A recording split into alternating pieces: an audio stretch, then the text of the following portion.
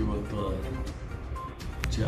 ಜನ ಜಾನುವಾರುಗಳಿಗೆ ಕುಡಿಲಿಕ್ಕೆ ನೀರಿಲ್ಲ ಬಂದಿದೆ. ಎಲ್ಲ ನದಿ ಪಾತ್ರಗಳು ಬರಿದಾಗಿದೆ.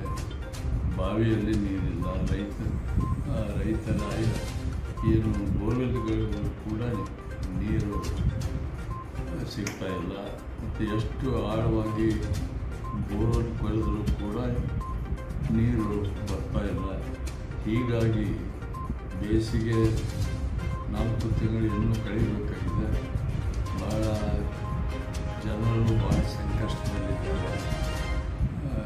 ಯಾವ ರೀತಿಯಿಂದ ಸರ್ಕಾರ ಮತ್ತು ಆಡಳಿತ ಹಾಗೆ ನಿಭಾಯಿಸ್ತಾರೆ ಈ ಸಂದರ್ಭವನ್ನು ಅಂತೇಳಿ ನಮಗೆ ತಿಳಿಯಲಾಗಿದೆ. ಸರ್ಕಾರದಿಂದ ಟಾಸ್ಕ್ ಫೋರ್ಸ್ ವತಿಯಿಂದ ಖರ್ಚು ಮಾಡಿದ ಹಣ ಯಾವುದೂ ಸಾಲದಂತಾಗಿದೆ. ಆದ್ದರಿಂದ ನಾವು ವಿನಂತಿ ಮಾಡಿಕೊಳ್ಳೋದೇನಂತಂದರೆ, ಮಹಾರಾಷ್ಟ್ರ ಉಜ್ಜನಿಯಿಂದ ನಮ್ಮ ಪಾಲಿನ ಕುಡಿಯುವ ನೀರು ಬಿಡಬೇಕು ಅನ್ನೋದು ನಾವು ಆಗ್ರಹ ಮಾಡ್ತಾನೇ ಇದ್ದೇವೆ. ಆದರೆ ಅವರು ಆ ಭೀಮಾ ನದಿ ಮೇಲೆ ಅನೇಕ ಮಹಾರಾಷ್ಟ್ರದಲ್ಲಿ ಬ್ಯಾರೇಜ್ಗಳನ್ನು ಮಾಡಿ ನೀರು ತಡೆ ಇಟ್ಟಿದ್ದಾರೆ. ಅಲ್ಲದೆ ಅವರು ಸೀನಾ ನದಿಗೆ ಟನಲ್ ಮುಖಾಂತರ ನೀರು ಒಯ್ದಿದ್ದರಿಂದ ಇವತ್ತು ಭೀಮಾ ನದಿ ಹರಿವು ನಿಂತು ಹೋಗಿದೆ. ಆದ್ದರಿಂದ ಇದನ್ನು ಗಂಭೀರವಾಗಿ ಕರ್ನಾಟಕ ಸರ್ಕಾರ ಪರಿಗಣಿಸಿ ಮಹಾರಾಷ್ಟ್ರ ಸರ್ಕಾರದ ಮೇಲೆ ಒತ್ತಡ ತಂದು ನಮ್ಮ ಪಾಲಿನ ನೀರು ಬಿಡುವಂಥ ಕೆಲಸ ಆಗಬೇಕು. ಒಂದನೇದು.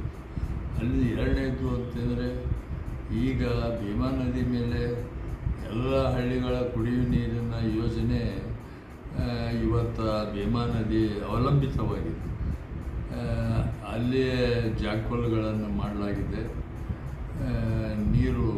ಜಾಕ್ವೆಲ್ಗಳಿಗೆ ನೀರಿಲ್ಲ. ಹಳ್ಳಿಗಳಿಗೆ ಕುಡಿಯುವ ನೀರಿನ ತಾಪತ್ರೆ ಆಗಿದೆ. ಜೆಜೆಮ್ ವರ್ಕ್ಗಳು ನಿಂತು ಹೋಗಿವೆ. ಹೀಗಾಗಿ ನೀರಿನ ತಾಪತ್ರೆ ಭಾಳಷ್ಟು ಆಗಿದೆ. ಆದ್ದರಿಂದ ಇವತ್ತು ಅನೇಕ ಹಳ್ಳಿ ಜನರು ಇವತ್ತು ಆಮರಣ ಉಪವಾಸ ನೀರಿಗಾಗಿ ಆಮರಣ ಉಪವಾಸ ಕೂತಿದ್ದಾರೆ. ಮತ್ತು ಕೆಲವರು ನೀರಿಗಾಗಿ ಗುಳೆ ಹೋಗುವ ಪರಿಸ್ಥಿತಿ ಕೂಡ ಇವತ್ತು ಬಂದಿದೆ. ಮೊದಲು ಆಹಾರಕ್ಕಾಗಿ ಗೋಳೆ ಹೋಗ್ತಾಯಿದ್ರು, ಈಗ ಆಹಾರಕ್ಕಾಗಿ ಗೋಳ ಹೋಗ್ತಾ ಇಲ್ಲ, ಕುಡಿಯುವ ನೀರಿಗಾಗಿ ಗೋಳೆ ಹೋಗ್ತಾ ಇದ್ದಾರೆ. ಇದು ಭಾಳ ಸಂಕಷ್ಟದ ವಿಷಯ ಅಂತೇಳಿ ನಾನು ಭಾವಿಸಿದ್ದೇನೆ. ಈಗಾಗಲೇ ನಾನು ನಮ್ಮ ರಾಜ್ಯದ ಮುಖ್ಯಮಂತ್ರಿಯವರಿಗೆ ಮಾಡಿದ್ದೇನೆ, ನೀರಾವರಿ ಸಚಿವರಿಗೆ ಗಮನ ತಂದಿದ್ದೇನೆ, ಮತ್ತು ಅಧಿಕಾರಿಗಳಿಗೂ ಸಂಬಂಧಪಟ್ಟ ಅಧಿಕಾರಿಗಳಿಗೂ ಕೂಡ ನಾನು ಮಾತಾಡಿದ್ದೇನೆ. ಇವತ್ತು ಕಲಬುರಗಿ RC ಅವರು ಈಗಾಗಲೇ ನಮ್ಮ ಬೆಳಗಾವಿ RC ಅವರಿಗೆ ಪತ್ರವನ್ನು ಬರೆದು ನೀರು ಬಿಡುವಂತೆ ಅವರು ಸೂಚನೆ ಕೊಟ್ಟಿದ್ದಾರೆ. ಅಲ್ಲದೆ ಬೆಳಗಾವಿ RC ಅವರು ಕೂಡ ನಮಗೆ ಅಭಯ ಕೊಟ್ಟಿದ್ದಾರೆ. ಏನಂತಂದರೆ, ನಾನು ನೀರು ಏನು ನಾರಾಯಣಪುರದಿಂದ ನೀರು ಬಿಡಲಿಕ್ಕೆ ನಾನು ತಿಳಿಸ್ತಾ ಇದ್ದೀನಿ ಅಂತ ಕೂಡ ಹೇಳಿದ್ದಾರೆ. ಒಟ್ಟಾರೆ ನಾರಾಯಣಪುರ ಅವರು ಹೇಳಿದರು, ಏನಾದರೂ ಮಾಡಿ ನಾವು ಕುಡಿಯೋ ನೀರಿನ ಸಲುವಾಗಿ ನಾವು ನೀರು ಬಿಡಲಿಕ್ಕೆ ಪ್ರಯತ್ನ ಮಾಡ್ತಾ ಇದ್ದೇವೆ. ಇವತ್ತು ನಾವು ಅದನ್ನು ನಿರ್ಧಾರ ತಗೋತಾ ಇದ್ದೀವಿ. ಬಹುಶಃ ಸಾಯಂಕಾಲದವರೆಗೆ ನಾವು ಈ ಪ್ರಕ್ರಿಯೆ ಪ್ರಾರಂಭ ಮಾಡ್ತೇವೆ. ಈಗಾಗಲೇ ನಮ್ಮ ನೀರು ಸಿಂದಗಿ ತಾಲೂಕಿನ ನವಲಿ ಹಳ್ಳದವರೆಗೆ ನೀರು ಹರಿಸಿದ್ದೇವೆ.